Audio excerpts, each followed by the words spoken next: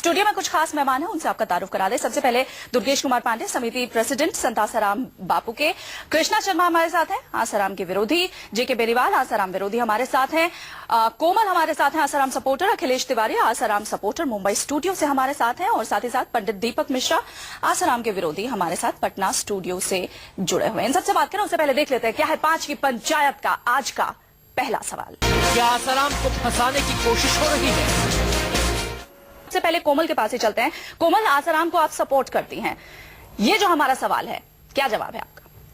मैं ये कहना चाहती हूँ कि एक इंसान जो ऑलरेडी 3 साल से जेल में है और जिसकी बेल अभी लगने वाली है, जहाँ पर अभी तक उनकी जो लीगल प्रोसीडिंग्स हैं, उसके हिसाब से अगर मैं यहाँ पर बाकी सबसे नहीं इंटेलेक्चुअल लोगों से ही क्वेश्चन करना चाहूंगी आपसे, जैसे आप इंटेलेक्चुअल हैं, जिससे जिनको लीगल नॉलेज की थोड़ी बहुत जानकारी हो, जब अगर किसी को बाहर निकलना है और उसकी बेल अगर वो उसकी प्रोसेस होने वाली है तो वो अपने पांव पे क्या खुद कुल्हाड़ी मारेगा? जब भी ऐसा कुछ लगने वाला है तो वो उसी समय ऐसी घटना को अंजाम देगा, ताकि जो एक आंख बंद कर जो एक उंगली उठती है वो सिर्फ और सिर्फ एक्यूज पे उठती है। तो रादर देन कि वो अपने बचाव की प्रक्रिया को वो ज्यादा संलग्न करेगा, रादर देन कि वो ऐसे काम कर अपने आप को और अंदर रखने की कोशिश करेगा।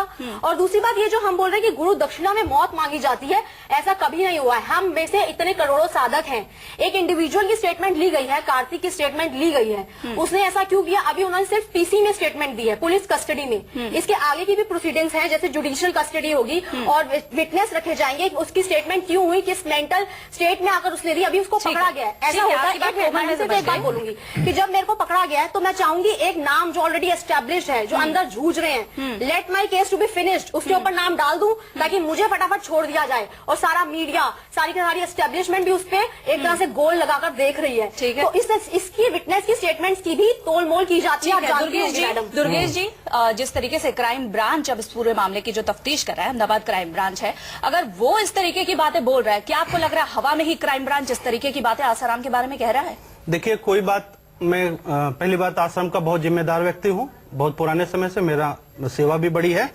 कुछ सबूतों के साथ में बोला जाए, 25 फरवरी 2014 को सेक्टर 7 गांधीनगर में एक FIR दर्ज हुई। अमृत प्रजापति आदरणीय प्रधानमंत्री नरेंद्र मोदी जी के सभा में लोडेड पिस्तौल लेके गए।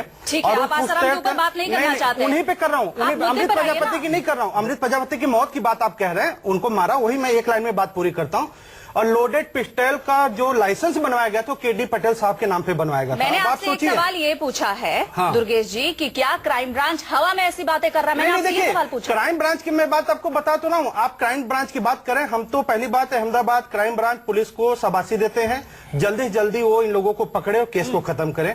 इससे पहले यूपी में भी मौत हुई, वहाँ पे क्राइम ब्रांच ने, वहाँ की जो क्राइम ब्रांच थी उसने वहाँ पे नारायण नाम के व्यक्ति को पकड़ा वहाँ पे, और पकड़ने के बाद में जेल में डाल दिया कि ये पकड़ा गया। आज उसी व्यक्ति की मौत के लिए यहाँ पे कार्तिक हल्दर का नाम आ रहा है, कह रहे इसने सब स्वीकार लिया है।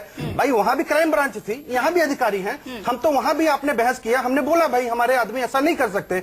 आज कार्तिक कह रहा है क्राइम ब्रांच की बात है, तो वहाँ भी था, यहाँ भी इंतजार कर लीजिए, सामने सच आ जाएगा।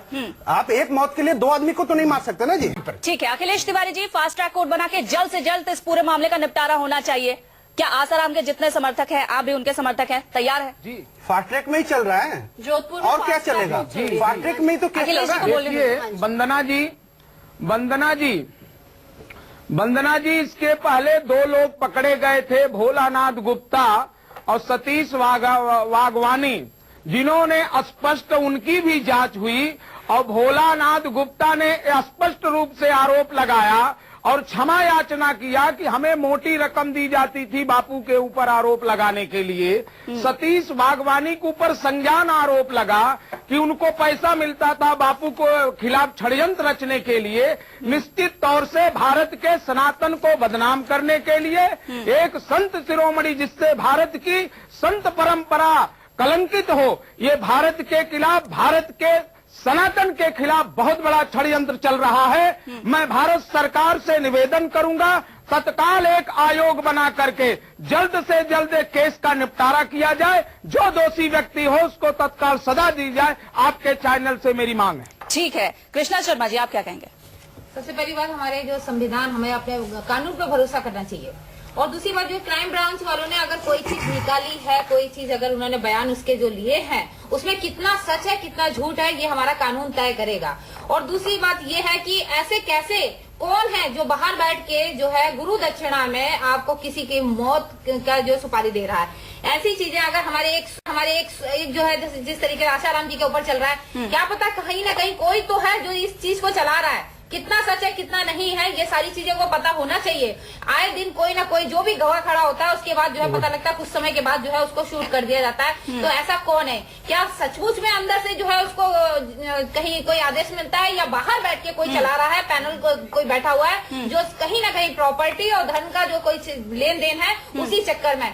क्योंकि जो ज्यादातर जो बापूजी अंदर बैठे हैं उनके ऊपर जो पहले केस चल रहा है, पहले उस केस से जो निकलने की जो चीजें हैं जो प्रोसीजर है वो हो रहा है। इसी बीच में एक जो है मर्डर हो जाता है या फिर कोई सामने आ जाता है। तो यहाँ पर जो है कितना सच है क्या कितना झूठ है ये हमारा कानून तय करेगा और सामने आना चाहिए। आखिर वो कौन व्यक्ति है? अगर अंदर बापूजी के ऊपर है तो बापूजी के ऊपर जो सवाल उठेगा, अगर कोई बाहर कर रहा है तो उसको भी सामने लाना चाहिए ताकि जो है सच का सच है। सनातन धर्म पे जो इस तरीके से हमारे जो उंगलियां उठाई जा रही है इस चीज से जो है हमें बहुत ज्यादा ठेस पहुंचती है। क्या एक दिन कोई ना कोई हमारा साधु संत जो है इस तरीके से सामने आता है तो अफसोस होता है। दुर्गेश जी काफी देर से बात कहना चाह रहे थे। मैं कह रहा हूं कि ठीक है, आरोप लगे हैं और मैं मीडिया से भी निवेदन करता हूं कि बापूजी के केवल एक पक्ष को न दिखाया जाए। जम्मू में केस बहुत बड़ा दर्ज हुआ है। नांदूर बाढ़ से पंकज, होशंगाबाद से ओम प्रकाश प्रजापति, इंदौर से सतीश वाधवानी को गिरफ्तार करके कोर्ट ने रिमांड पे भेजा और उनमें से 2 लोगों ने मान लिया है कि बापू के खिलाफ झूठे आरोप लगाने के लिए लड़कियां उन्होंने पैसे में इकट्ठा किया और मुस्लिम कब्रिस्तान से उन्होंने कंकाल खरीद के जम्मू आसम में दफनवाया, जिसमें आप सभी ने दिखाया कि जम्मू आसम में बच्चों की हत्या होती है और वो सारे केस बने। और आज उनमें से, और आज सबसे बड़ी बात, मैं कुछ नहीं कहूंगा, जम्मू पुलिस ने कॉल डिटेल पकड़ी है। सबसे बड़ी बात जो स्वामी जी ने बोला कि रेप का आरोप, पहली बात मैं इनको बता दूं, एक बड़े चैनल पर भी बहस में बात आई कि बापूजी पे पास्को की धारा 13C13D लगी है, जिसका मतलब होता है कोई लड़की जिसकी उम्र 18 साल नहीं हुई है, अगर वो कहती है कि किसी व्यक्ति ने उसको छुआ है और छुए नहीं होने का उसका उद्देश्य ठीक नहीं था तो बलात्कार माना जाता है। मेडिकल रिपोर्ट की कॉपी मेरे पास में है। अब तो मीडिया ने भी छाप दिया कि बापू उस लड़की के साथ कोई बलात्कार नहीं हुआ है। और लोक नारायण अस्पताल की शैलजा शर्मा डॉक्टर साहब ने जांच किया, न बलात्कार है, न खरोच का निशान, न लड़की ने खुद को बचाने का कोई प्रयास किया।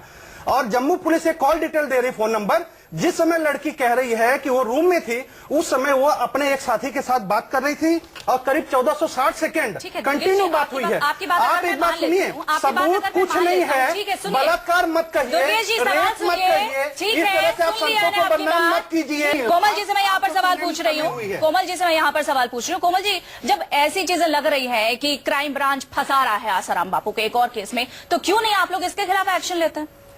देखिए, अगर जो मेरे साथी ने कही कि किसी की डेथ हुई है और हमें उससे बिल्कुल सहानुभूति है, अगर किसी की डेथ हुई है तो किसने करी है, क्यों करी है? मैं फिर वही कहूंगी जो स्टेटमेंट मैंने पहले कही है, जो अंदर बैठे हैं उन्होंने ऐसा कुछ नहीं किया है। अगर क्राइम ब्रांच इस तरीके की चीजें आसाराम बापू पे एलिगेशन लगा रही है तो आप लोग क्या कर रहे हैं? मैं केस नहीं करना चाहूंगी, मैं बोलूंगी क्राइम ब्रांच ने अगर इस इशू को टेकअप किया है, क्योंकि पीसी की कस्टडी को भी हम नहीं मान रहे हैं कि उन्होंने भी कह दिया हम फास्ट ट्रैक में लेकर जा रहे हैं। क्राइम ब्रांच ने अगर ये इशू उठाया तो वेल एंड गुड है, उठाए और सच्चाई का पता चले, क्योंकि मीडिया आपका वेल नोन चैनल दिखा रहा है। आसाराम बापू पर इन्वेस्टिगेशन की शुरुआत है, प्राइमा फेशाई है वो। प्राइमा फेशाई के बाद उसके बाद जुडिशियल प्रोसीडिंग्स होती हैं। आप भी लीगल महकमे से जानती होंगी कि प्राइमा फेशाई को स्टेटमेंट को एकदम प्रूफ नहीं माना जाता है। अभी आगे इन्वेस्टिगेशन होगी, क्रॉस विटनेसेस होंगे, डिफेंस होगा, तब पता चलेगा कि ठीक है, पहले मीडिया दिखा रही है।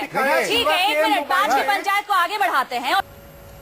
चलिए यहाँ पर कृष्णा शर्मा जी के पास में चलती हूँ। कृष्णा जी, आपने तमाम बातें सुनी आसाराम के सपोर्टर्स की और जो भी आपके अलावा यहाँ पर विरोधी आसाराम के उनकी भी, आपको क्या लगता है सारी बातें सुनकर आसाराम को फंसाने की यहाँ पर कोशिश हो रही है? जो हमारा कानून है उसमें विश्वास नहीं करना चाहिए? नहीं, विश्वास क्यों नहीं करना चाहिए? कानून के ऊपर तो हम लोग जो है विश्वास करते ही आ रहे हैं। साथ ही जो है जैसी बात हो रही है कि फंसाने की अगर कोशिश की जा रही है तो वो कौन है, आखिर कौन है जो फंसा रहा है? जहां तक जैसे दुर्गेश जी बोल रहे थे तो मैं इनसे बोल रही हूँ, 5 करोड़ लोग अगर उनके जो है भक्त हैं तो अगर सारे के सारे क्यों नहीं एक साथ खड़े हो जाते तो कैसे नहीं बापू जी बाहर आ जाते? ठीक है, तो उन्हीं के लोग जो है दुर्गेश जी, जो है अगर आसाराम बापू को फंसाने की कोशिश की जा रही है तो क्यों की जा रही है, इसका कारण बताइए। देखिए, सबसे पहली बात आप ये देखेंगे कि हमारी सेवा चलती है, भजन करो भोजन पाओ दक्षिणा घर ले जाओ योजना, आदिवासी क्षेत्र में करते हैं। जल्दी और स्पष्ट मैं बता रहा हूं कि वहां पे जो भी ईसाई मिशनरियों द्वारा धर्म परिवर्तन किया जाता है खुले में हम घर वापसी करते हैं। ठीक है। हिंदू धर्म के लिए लगातार काम करते हैं। उससे पहले सबरी मेला में भी 5,000 से ज्यादा धन पीड़ित लोगों को एक दिन में हमने वापसी कर दिया था। ठीक है। कई सारे चर्च जो उन्होंने जबरदस्ती वहां बनाया था, वहां पे हनुमान जी की मूर्ति रख के सेवा काम शुरू हो गया। ठीक है। उसके बाद से लगातार 2008 से आज एक बार नहीं, लगातार बापू पे बलात्कार आरोप लगाने के प्रयास हुए और सब सामने आए। चाहे प्रजापति की पत्नी बुर्का पहन के आई हो, चाहे दूसरी लड़की आई हो। कोमल, आप इसमें कुछ ऐड ऑन करना चाहेंगे? मैं ये ऐड ऑन करना चाहती हूँ मैम